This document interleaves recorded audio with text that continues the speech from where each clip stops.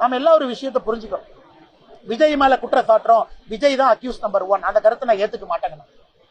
ஒரு கூட்டத்தை கூட்டுவது, கூட்டத்துக்கு வர்றன்னு விஜய் சொல்லலாம். அந்த கூட்டத்திற்கான பாதுகாப்பு கொடுக்க வேண்டிய கடமை அரசனுடையது. அந்த கூட்டத்திற்கு பர்மிஷன் கொடுக்க வேண்டியது அரசனுடையது. உங்களுக்கு இல்லையா இல்லைன்னு சொல்லிட்டு போங்க, அவங்க கோர்ட்ல போய் வேற பர்மிஷன் வாங்கட்டும், வேற இடத்துல வாங்கட்டும், வேற இடத்த கொடுங்க.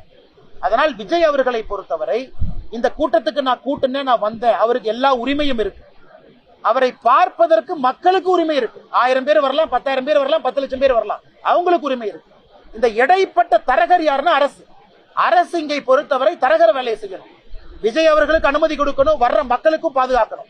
அந்த வேலையை அரசு செய்யல.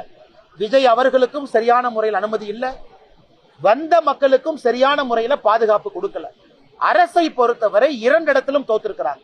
ஒருதலை பட்சமாக பாரபட்சமாக எதிர்கட்சிக்கு நடந்துக்கிறாங்க, ஒருதலை பட்சமாக பாரபட்சமாக சாமானிய மனிதர்கள் நடந்திருக்கிறாங்க. அதனால அரசு வெட்கி தலை குனியணும். மாவட்ட ஆட்சியர் மீதும் மாவட்ட காவல்துறை கண்காணிப்பாளர் மீதும் கடும் நடவடிக்கை எடுக்கணும். சும்மா நீங்க சப் இன்ஸ்பெக்டர் இன்ஸ்பெக்டர்ல பக்கறாங்க, அவங்க என்ன பண்ணுவாங்க? இன்ஸ்ட்ரக்ஷன் கொடுத்தீங்கன்னா ஸ்பாட்டுக்கு போவாங்க.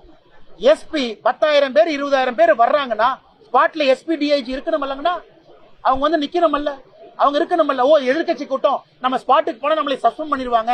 எதிர்கட்சி ஆளுங்கட்சி இல்லைன்னா மக்கள் கூடுற எண்ணிக்கை தானே முக்கியம். அதனால் விஜய் அவர்களை பொறுத்தவரை இன்னைக்கு அவர் பெரும் வருத்தத்தில் இருப்பாரு. அதனால் எல்லோரும் சேர்ந்து அவரை யாரும் கார்னர் பண்ண வேண்டாம். இதிலிருந்து மீண்டு வரணும். தலைவன் இதை தாண்டி தான் வரணும். எல்லா மக்களுக்கும் ஆறுதலாக விஜய் நிற்க ஆரம்பித்திருக்கின்றார்கள், நிற்பார்கள், நம்பிக்கை இருக்கு.